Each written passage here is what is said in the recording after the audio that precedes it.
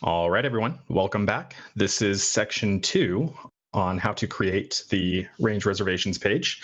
So in this video, we are going to talk about how to add some extra customization to this page. You'll notice a few things. First, I want this rifle lane to actually be at the top. So let's go ahead and do that. First, we are going to actually go into our facility type maintenance. So that's going to be this page right here. To get there, you're going to click Events and Facilities, Facilities, Facility Types. The next thing that I want to do here is to actually change my preferences. So to do that, click on this green button up here, Preferences.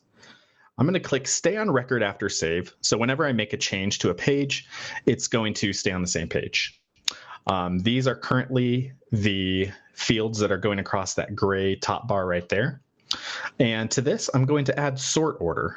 I can see that all of these have the same sort order. Now, a little information about sort order. Anything with a lower sort order is going to be considered higher priority and therefore higher on the list. If everything has the same sort order, it's going to group differently. In this case, I want rifle lane to be at the top. So in order to prioritize that, I just need to change the sort order and make it a lower number than the other options on that page. Save that. Go ahead and refresh. Great.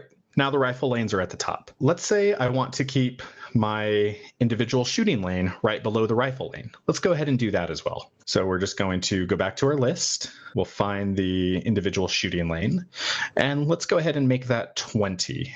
That way it's lower priority than the rifle lane, but higher priority than everything else. Let's go ahead and refresh that. Excellent. Rifle lane followed by the individual shooting lane. Now there's another wonky thing going on here. We have the extra long rifle lane, lane 4, before rifle lanes 1, 2, and 3. There's good reason for that. If we go to our facilities maintenance, again, that's going to be events and facilities, facilities, in this case, facilities. I'm going to go back and I'm going to do the same thing that I did on the last page. I'm going to change my preferences, stay on record after save, and I'm going to add sort order to this list. You can just double click that, or you can also drag it. You can also change the order of these just by dragging them wherever you like. So we'll go ahead and save that. Excellent. And I can see that all of the rifle lanes have the same sort order. So in this case, it's actually, because they have the same sort order, it's grouping by description, and E comes before R, and therefore E appears at the top. Let's go ahead and change the sort order for that. We're going to make it a higher sort order. In other words, a lower priority. So we'll just go ahead and make that 110. That should be fine. Save that, come back here, click refresh, boom, 1, 2, 3, 4. Then individual shooting lane. Next, let's say we want to hide the training room. So we'll go ahead and find the code for that, and then we're going to exclude that. So the code is going to be listed right here. You can also find it by clicking on it, and it's the code right at the very top there. In this case, it's just capital TRNG, super easy. So we'll go back to our page with the retail store / events happening now.php script file name. Go back to our text tab, and for exclude facility code, I'm going to delete that one and input TRNG. Just double check that that was correct. TRNG, yep. Go ahead and refresh, and that is now gone. The next thing that I want to do is actually make the rifle lane clickable. To do that, again, I need the code, rifle_lane, all caps. This time, I'm actually going to add it here, rifle_lane. And for content, well, we'll actually go ahead and put a link name in there later, but that's going to be for a separate video. And the link name is actually going to take us to another page where a customer can confirm the reservation. For now, adding in this here will simply make those boxes clickable. Let's go ahead and refresh. Now those are showing in green. And let's also go ahead and do that for the individual shooting lanes. INDLN, all caps. So I'm going to add another facility type code.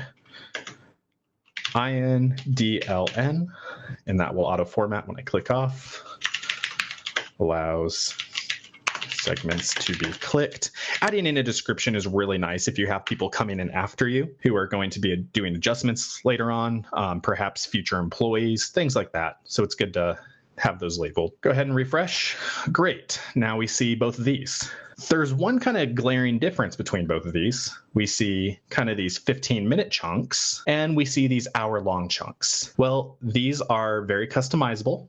And to customize these, we are going to need to go to the individual facilities. Each of these lanes is considered a facility with a facility type listed right here. So for the facilities, let's go ahead and see what we can do. So we're going to go over to this availability tab. Here, we can actually set different hours. So if you have hours for Friday and Saturday, that would be different. And where do you want the reservation to start? Well, maybe I don't want it to start anywhere. So if I save that, that is going to make Rifle Lane 1 split up into 15-minute segments. But maybe we don't want that. Let's go ahead and change that back to top of the hour. And let's go to Rifle Lane 2. Maybe we want this one to be staggered so that as customers are coming in, they're not overwhelming the range desk and your range safety officers. So let's change this one to a quarter after. Go ahead and save that, and we'll see what that does.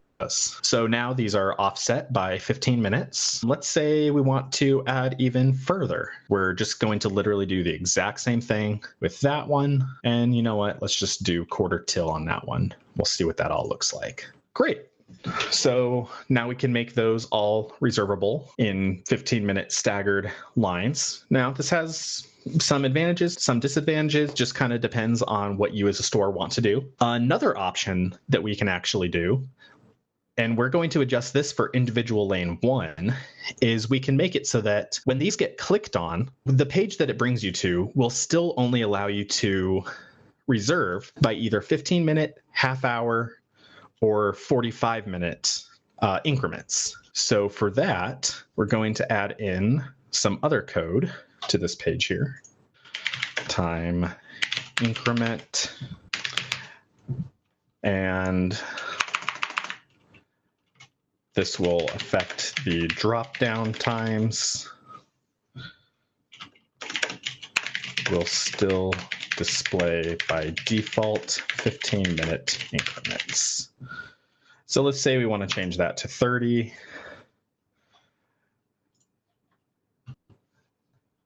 Now that should be overridden by the facilities time specifications, because these are going to be more specific. So in this case, time increment is actually only going to apply to these ones right here. So we won't be able to see that in action just yet. In order to see that in action, we are going to need to set up the page where a customer will finalize their reservation. So in this video, we talked about how to add some customization to this page. And in the next video, we are going to discuss making it so that when one of these boxes is actually clicked on, it will take the customer to the page where they can finalize their reservation. Thank you, and we'll see you in the next video.